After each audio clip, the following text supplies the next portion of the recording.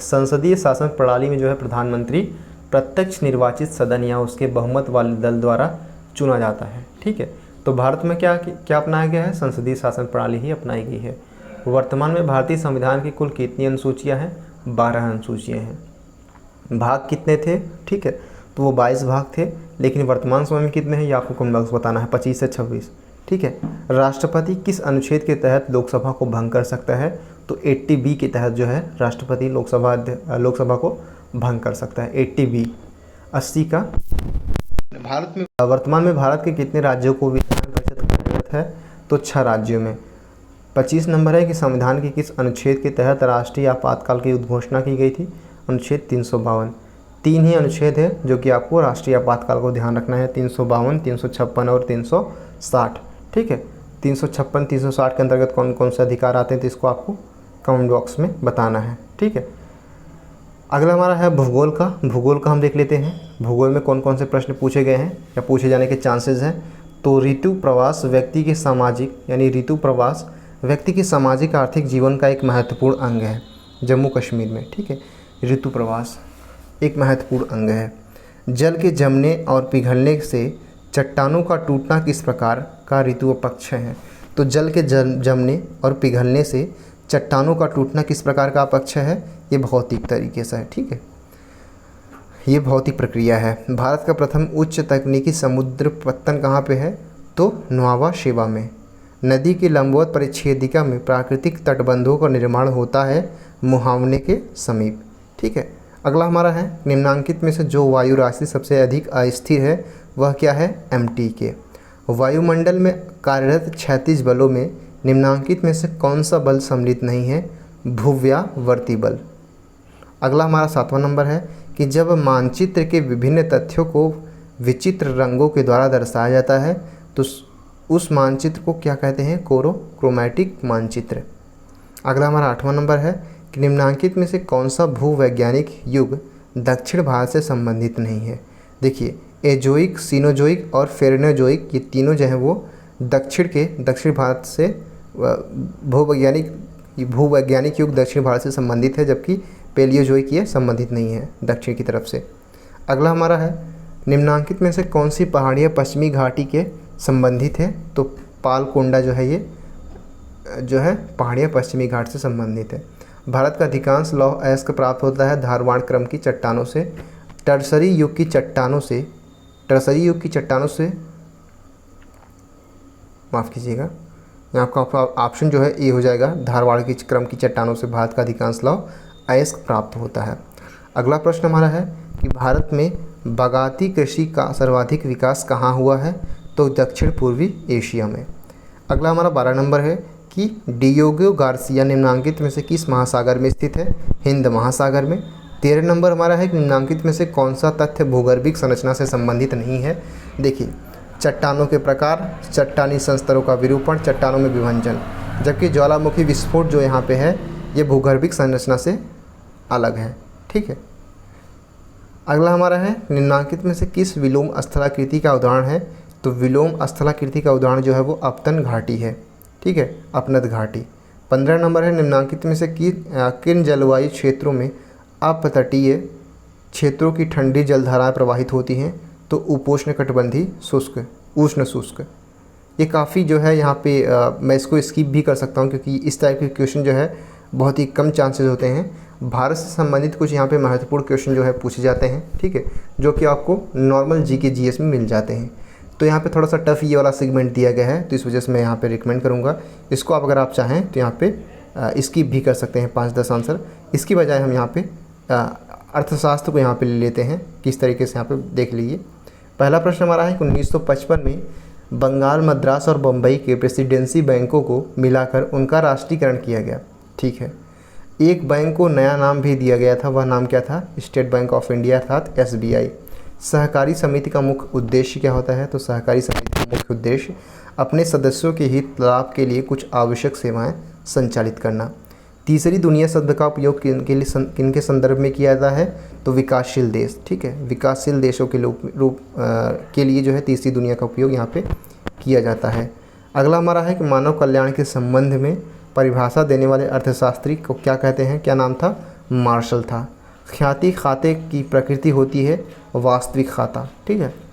सरसों की मिश्रित खेती किसके साथ होती है? गेहूं के साथ में मिलाकर सरसों की खेती भी की जाती है, आपने देखा भी होगा अपने अगर गांव के हैं तो। देनदार के संग्रह से जो है चालू अनुपात पर कोई प्रभाव नहीं पड़ता है। देश में स्टॉक एक्सचेंजों को कौन नियमित करता है? तो अगर आप शेयर मार्केट से संबंधित कुछ चीज़ें आपको पता होंगी तो सेबी शेयर मार्केट जो है ये संचालित करता है, ठीक है, जिसके अंतर्गत बीएससी और एनएससी आता है, ठीक है, बॉम्बे स्टॉक एक्सचेंज और नेशनल स्टॉक एक्सचेंज, ठीक है, जिसमें शेयरों की खरीदरी व बिक्री होती है। उत्पाद शुल्क व टैक्स है जो लगाया जाता है सामान के उत्पादन पर, ठीक है। उत्पाद शुल्क जो प्रोडक्शन टैक्स होता है वो किस पर लगाया जाता है? सामान के उत्पादन पर। वाणिज्यिक बैंक द्वारा बट्टा ग्रहों से आरक्षण संपत्ति अनुपात बनाए रखने के लिए उधार ली गई मुद्रा क्या कहलाती है? Call money. अगला हमारा है बिस्कुट, दवाइयाँ, कार, स्कूटर, जहाज बनाने वाली कंपनी बनाती हैं समूह लागत पद्धति को। पद MICR निम्नलिखित में से किससे संबंधित है? चेकों में, ठीक है। चेकों में जो होता है MICR लिखा रहता है, ठीक है। तो वो वैलिडेशन क्या होता है? वो कोड होता है जो कि पहचानता है कि बैंक किस बैंक का है, ठीक है, किस व्यक्ति का है चेक, उस कोड से आप यहाँ पे पहचान सकते हैं, ठीक है। ये की टर्म्स है इकॉनमी का। भारत में कौन सी अर्थव्यवस्था है? तो मिश्रित अर्थव्यवस्था है। आपको ध्यान रखना है वो वस्तु जिसके आयात पर भारत सर्वाधिक धन खर्च करता है कच्चा पेट्रोलियम, जो कि अरब देशों से जो है जो हमारा देश है वो आयात करता है। इस पर सबसे ज़्यादा जो है टैक्स लगता है, खर्च होता है। किस प्रकार की मांग वाली वस्तुओं पर कर लगाकर किया जा सकता है? वो कौन सी वस्तुएं हैं जिन पर कर लगाकर अधिक राजस्व जा सकता है? फौजदार। 16 नंबर हमारा निम्नलिखित में से कौन सा भारत सरकार कर नहीं है? भू राजस्व कर जो है वो भारत सरकार का कर नहीं है। अगला है काला धन जो है वो बेहिसाब धन है। और 18 नंबर है कि निम्नलिखित में से किसका प्रभाव चालू अनुपात पर नहीं पड़ेगा? तो माल का उधार क्रम से। ये कुछ की टर्म्स होते हैं जो कि डेफिनेटली अगर आपने इकोनॉमी नहीं पढ़ी है समझ में नहीं आएगा। यहाँ पे 2-4 प्रश्नों को छोड़ करके बाकी सभी जो हैं इजी टर्म्स के होते हैं, ठीक है। निम्नलिखित में से किसको अर्थशास्त्र का पितामह कहा जाता है? इस तरीके से ज़्यादा प्रश्न पूछे जाते हैं जो फैक्चुअल होती हैं। एडम स्मिथ को। साझेदारों को चालू खातों का डेबिट शेयर्स दिखाया जाता है संपत्ति पक्ष में। इसी तरीके से अगर आप इसको सॉल्व करेंगे अंग्रेजी वाले से तो ज़्यादा सॉल्व रहेगा, ठीक है। क्योंकि इकॉनमी के प्रश्न अगर आप इंग्लिश के द्वारा अगर आप पढ़ते हैं तो डेफिनेटली वहाँ पे आसानी से सॉल्व कर सकते हैं। इसमें कुछ हिंदी में कुछ ऐसे क्लिष्ट भाषाओं का प्रयोग किया जाता है जिसके माध्यम से आप यहाँ पे समझ नहीं सकते उस चीज़ों को। जैसे इस नेशनल स्टॉक एक्सचेंज कहाँ स्थित है? मुंबई में, ठीक है। BSE भी और NSE भी दोनों जो है वो मुंबई में स्थित हैं। किस अर्थशास्त्री द्वारा धन संबंधी परिभाषा प्रतिपादित नहीं की गई थी? कैनन के द्वारा। बाकी एडम स्मिथ, JS मिल और JBC ये तीनों जो है धन संबंधी परिभाषा दिए हैं। आंकड़ों के स्रोत हैं प्राथमिक व द्वितीयक दोनों। भारत में नई उदार औद्योगिक नीति कब घोषित की गई? 1991 में। और 1 रुपये के नोट पर हस्ताक्षर होते हैं वित्त मंत्रालय के सचिव के। अगला हमारा देख लेते हैं इतिहास के, ठीक है। 25 क्वेश्चन जो कि इम्पोर्टेंट है, पिछले साल पूछे भी गए हैं और पूछे जाने के चांसेस भी यहाँ पर डेफिनेटली है। कृषि के विकास के लिए अमीर ए कोही नामक एक नवीन विभाग की स्थापना किसने की थी? तो कृषि के विकास के लिए अमीर ए कोही नामक एक नवीन विभाग की स्थापना मोहम्मद बिन तुगलक ने की थी। Option C will be the correct answer. Second हमारा क्वेश्चन है कि भारतीय राष्ट्रीय कांग्रेस के सर्वप्रथम मुस्लिम अध्यक्ष कौन थे? तो बदरुद्दीन तैयब जी। और तीसरा नंबर हमारा प्रश्न है कि भारत का नेपोलियन किसे कहा जाता है? समुद्रगुप्त को कहा जाता है। पानीपत का तीसरा युद्ध जो है अहमद शाह अब्दाली एवं मराठों के बीच लड़ा गया था। और पांचवा प्रश्न अगर हम देखें तो भारत में 1600 ईस्वी को इसको चिन्हित किया जाता है। तो 1600 ईस्वी में जो है ईस्ट इंडिया कंपनी की स्थापना की गई थी। 6 नंबर हमारा है कि चीनी यात्री फाहियान किसके काल में आया था? तो चंद्रगुप्त विक्रमादित्य के काल में। शेरे पंजाब नाम से कौन विख्यात है? लाला लाजपत राय। सती प्रथा को अवैध किसने घोषित किया था? लॉर्ड बैटिंग ने सती प्रथा को अवैध घोषित कर दिया था। लाल बहादुर शास्त्री जी की समाधि क्या कहलाती है? विजय घाट, ठीक है। और रूलेट एक्ट कब पारित किया गया था? तो रूलेट एक्ट जो है 1919 में पारित किया गया था। 11 नंबर है कि गांधी जी को अंधनंगा फकीर किसने कहा था? चर्चिल ने। दसवंत एवं बसावन किसके दरबार के चित्रकार थे? अकबर के। नालंदा विश्वविद्यालय की स्थापना किसने की थी? कुमारगुप्त ने की थी। और कादम्बरी पुस्तक के लेखक कौन है? कादम्बरी पुस्तक के लेखक बाणभट्ट हैं। और राष्ट्रपति महात्मा गांधी ने अपनी जीवनी किस भाषा में लिखी है? अंग्रेजी भाषा में। इसको आप थोड़ा सा चेक कर लीजिएगा, ठीक है।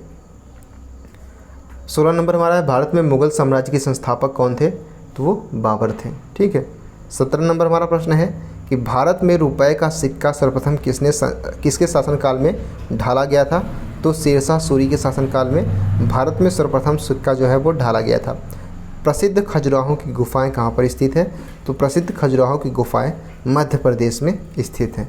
अंग्रेजों द्वारा निम्नलिखित में से किसे बंदी नहीं बनाया जा सका था? कुंवर सिंह को। बाकी तात्या टोपे और मंगल पांडे, नाना साहब तीनों बंदी बना लिए गए थे। निम्नलिखित राष्ट्रीय नेताओं में लोकहितवादी किसको कहा गया है? तो गोपाल हरि देशमुख को।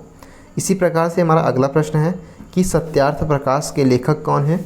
दयानंद सरस्वती हैं। पानीपत की तीसरी लड़ाई किस वर्ष लड़ी गई थी? 1761 में।